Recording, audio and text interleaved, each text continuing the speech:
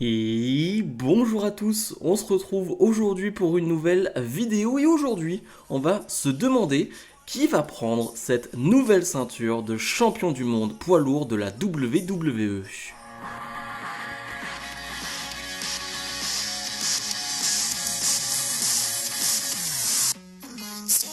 Et oui, pour ceux qui vivraient dans une grotte, Triple H a bien annoncé un nouveau titre pour l'une des brands, donc Raw ou SmackDown. On ne sait pas encore, bien évidemment, cela va dépendre d'où est drafté Roman Reigns. Si Roman Reigns est à SmackDown, eh bien on aura forcément ce titre de champion du monde poids lourd à Raw, et inversement, un titre donc qui verra son couronnement finalement lors du 27 mai, lors de Night of Champions. Donc c'est dans un mois. Dans un mois, tout pile, on aura le premier champion du monde poids lourd de la WWE avec cette nouvelle ceinture. Ce ne sera pas le premier de l'histoire, mais en tout cas sous cette nouvelle forme, sous cette nouvelle ceinture. Et donc, aujourd'hui, on va se poser la question, qui doit remporter ce titre? Alors cette vidéo est un peu prématurée, il est vrai, parce qu'on n'a pas les rosters, et clairement, on va avoir les rosters, eh bien, demain, vendredi à SmackDown, on va avoir un bout du roster, et ce lundi à Raw, on aura l'autre partie des rosters de la draft. Ce qui fait que forcément on aura plus de visibilité, on saura qui sera du côté de ce titre de champion du monde poids lourd de la WWE et qui pourra réellement aller le chercher. Mais là du coup on va avoir une vision plus globale, on va essayer de voir parmi les superstars du roster de la WWE qui va pouvoir finalement devenir champion poids lourd de la WWE. Je vais donc citer des noms avec des arguments qui seront pour, qui seront contre. Donc on va faire comme ça. Je vais essayer d'aller, on va dire, à peu près du moins possible au plus possible selon moi. Bien évidemment, je vous invite, vous, à me dire qui pour vous est le favori et surtout qui vous voulez avoir avec ce nouveau titre.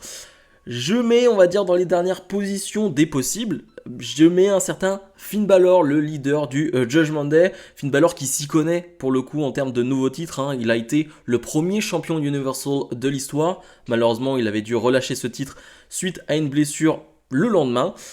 Mais Finn Balor, voilà, il pourrait. On sait que Triple H aime beaucoup Finn Balor. Maintenant, actuellement, est-ce que Finn Balor est assez booké de manière forte pour être crédible à ce niveau-là? On n'y croit pas réellement, je le mets mais un peu moins haut quand même. LA Knight, beaucoup parlent de LA Knight. Alors, c'est un favori des fans, c'est un favori des gens sur Twitter. Il est vrai, LA Knight a beaucoup de fans en ce moment. Il obtient de belles réactions à chaque fois qu'il est du côté de SmackDown.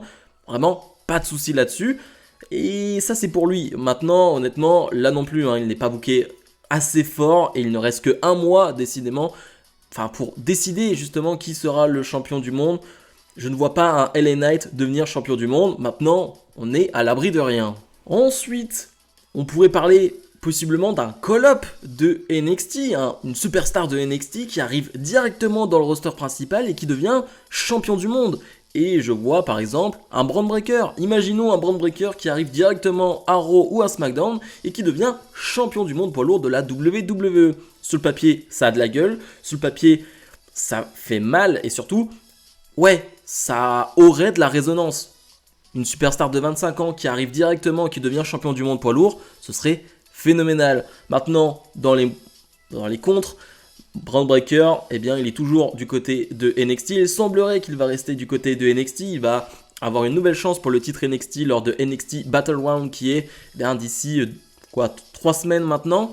Donc, on imagine mal Bron Breakker pour le moment booké du côté de Raw et de SmackDown. Donc, un Bron Breakker qui pour le moment ne serait pas dans le roster principal pour un titre majeur.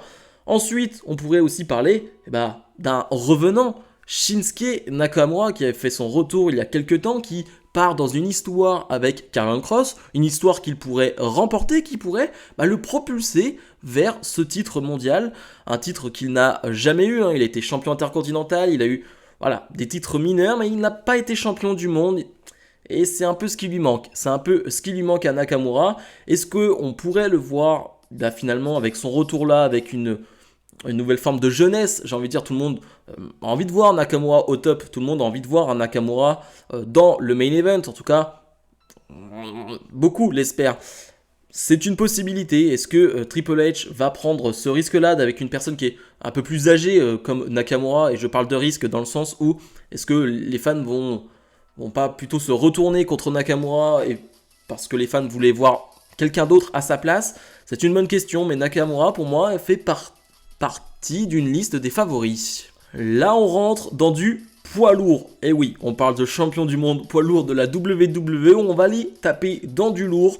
On va sur du Bobby Lashley. Bobby Lashley, ancien champion WWE, qui est plutôt booké assez fort très souvent. C'est-à-dire que Bobby Lashley est quand même une superstar qui ne perd que très rarement. Il est vraiment souvent protégé. Un Bobby Lashley qui semblerait-il tourne autour du titre des États-Unis encore une fois aujourd'hui, mais un Bobby Lashley qui a clairement le visage, le physique et tout ce qu'il faut pour être champion du monde poids lourd de la WWE. Maintenant, dans les contres, c'est vrai que c'est quelque chose qu'on a déjà vu il y a quelques mois. Est-ce qu'on a envie de revoir Bobby Lashley champion du monde? Je ne suis pas sûr, en tout cas peut-être pas en ce moment. On a l'impression qu'il stagne un tout petit peu là dans ce roster et qu'on n'a pas vraiment envie de voir Lashley champion. Je parlais de poids lourd et forcément je parle de Brock Lesnar. Brock Lesnar qui était et qui est en guerre avec Cody Rhodes. Un Lesnar qui va sans doute, même pas sans doute, mais qui va affronter Cody Rhodes lors de Backlash. Donc cette histoire va être là, on va dire... Elle va rôder autour de Night of Champions. Et justement, sous le papier, Brock Lesnar, multiples fois champion du monde poids lourd, multiples fois champion du monde. Bref, c'est Brock Lesnar. Je ne vais pas vous faire son palmarès. Voilà, c'est une gigastar. Mais justement, est-ce que, encore une fois, sous l'ère Triple H, entre guillemets, même si on n'est jamais sûr de ça, est-ce qu'on a vraiment envie de revoir un Brock Lesnar champion de la WWE avec toutes les galères qu'on a connues ces dernières années avec un Lesnar qui était toujours surbooké par rapport à son taux de présence?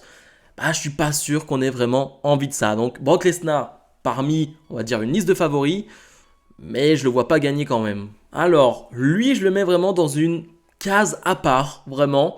Je parle de Edge. Je parle de Edge parce que vétéran des rings, légende incontestée. Est-ce que ce serait pas le moment de donner un titre de champion du monde à Edge pour finalement qu'il termine sa carrière d'ici quelques mois, un an, avec finalement un règne important, avec quelque chose de marquant, d'encore plus marquant que ce qu'il fait actuellement, ce qui est déjà pas mal. Est-ce que ce serait pas une magnifique idée, une superbe idée de voir cette légende-là qui est au-dessus de tout aujourd'hui? Je veux dire, il peut prendre des défaites, des victoires, etc. C'est pas très important. Il est au-dessus de tout, mais ce serait pas génialissime de voir un Edge champion du monde poids lourd de la WWE? Je vois beaucoup de points positifs. Franchement, la salle exploserait. Et voir Edge champion du monde, voir Edge avec cette ceinture, ce serait exceptionnel. Maintenant, encore une fois, on parle d'une légende, mais on parle surtout d'un vétéran qui possiblement ne sera plus là d'ici quelques mois, qui en plus n'est pas là à tous les shows. Est-ce que ce serait finalement une bonne idée de donner une ceinture à un catcheur qui n'est pas là, à l'instar d'un Roman Reigns qui n'est pas là à tous les shows? Voilà, ce serait pas forcément une bonne idée, mais encore une fois, je le mets dans une case à part parce que Edge est à part. On arrive maintenant sur les deux favoris, mes deux favoris. Parlons déjà de Cody Rhodes. Cody Rhodes qui est donc en guerre en ce moment avec Brock Lesnar, mais surtout qui était en guerre avec Roman Reigns et on l'a cru. En tout cas, beaucoup ont cru qu'il allait devenir champion du monde. Il ne l'a pas été, il n'est pas devenu champion du monde lors de WrestleMania et on se dit qu'avec l'introduction de cette nouvelle ceinture, Cody Rhodes est le gars parfait. Et le gars parfait pour justement être le leader d'une brand, que ce soit Raw ou SmackDown, être le leader d'un vestiaire, d'un roster. On se dit que Cody Rhodes peut largement endosser ce rôle-là. On se dit que Cody Rhodes est l'homme idéal. Il est vrai. Maintenant, je pense honnêtement, et là on est que dans du pronostic, bien évidemment, que ce n'est que mon intuition. Je pense que Cody Rhodes doit devenir champion en battant Roman Reigns, peut-être d'ici un an, possiblement à WrestleMania 40, je ne sais pas. Mais je pense que Cody Rhodes doit devenir champion en battant Roman Reigns et non en prenant une autre ceinture et non en finalement esquivant Roman Reigns. Je pense que Cody Rhodes doit devenir champion battant Roman Reigns parce qu'il doit finir cette histoire avec Roman Reigns. C'est ce que je pense, ce n'est que mon avis, mais je ne vois pas Cody Rhodes devenir champion poids lourd. Je trouverais que ça manquerait d'un petit truc. Alors, Encore une fois, hein, c'est possible que Cody Rhodes devienne champion poids lourd et que d'ici 7-8 mois, il perde le titre et qu'ensuite, voilà, il finisse son histoire avec Roman Reigns. Hein, c'est une possibilité. Mais à l'heure actuelle, ce n'est pas quelque chose que j'imagine. Et mon favori, donc, je pense que vous l'avez deviné, je pense que vous l'avez finalement tous deviné, c'est Seth Rollins. Seth freaking Rollins. Et oui, parce que Rollins, tout simplement, il est exceptionnel, il est fantastique. D'ailleurs, Raw, directement, il a beaucoup regardé la ceinture, il a fait vraiment une promo sur cette ceinture-là. Donc directement, on te dit, ouais, Rollins va être dans cette course vers le titre-là. Donc même eux, en termes de booking, ils te le disent, ouais, regarde bien, parce que Rollins sera dans cette course-là. Ce n'est pas anodin. Et clairement, Rollins a tous les critères. On le dit depuis des mois et des années, Rollins doit être dans le main event.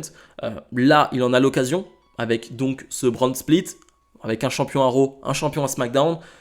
C'est la meilleure occasion pour mettre Rollins champion du monde poids lourd de la WWE. Je ne vois pas de meilleure occasion et vraiment c'est ce que je souhaite. C'est vraiment ce que je souhaite.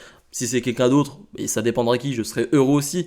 Mais voir un Seth Rollins redevenir champion de la WWE et enfin reprendre un titre important, ce serait mérité. Encore une fois, c'est pas vraiment le terme que j'aime, mais pour le coup, ce serait plutôt mérité pour Seth Rollins, pour ce qu'il a accompli sur ces dernières années et ce qu'il accomplit encore aujourd'hui, que ce soit en termes de personnage, que ce soit en termes de match, de qualité in-ring. Bref, il a tout vraiment pour être un superbe champion du monde poids lourd. Voilà donc ce que j'en pense. Alors on ne sait pas encore comment ce champion va être désigné, c'est-à-dire qu'est-ce qu'on aura un tournoi, est-ce qu'on aura plusieurs matchs, etc. On ne sait pas encore, hein. J'imagine que là au fur et à mesure des semaines on en saura plus.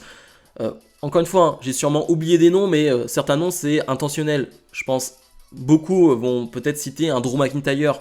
C'est vrai que McIntyre, j'ai pas vraiment envie de le citer parce qu'en ce moment c'est un peu flou tout ce qui se passe et donc je le vois pas vraiment dans cette course vers le titre, même si encore une fois c'est une possibilité. Certains vont citer un Randy Orton. Bon, il est blessé donc j'ai pas vraiment envie de parler d'un blessé non plus, un Biggie ou je ne sais qui. Voilà, je vais pas vraiment parler des gens qui ne sont pas là actuellement, mais plutôt des gens qui sont là dans le roster et qui peuvent, selon moi, devenir champion du monde poids lourd de la WWE lors de Night of Champions. Donc bien évidemment je vous invite à me donner votre favori, hein, en donnant des arguments, ce serait encore mieux.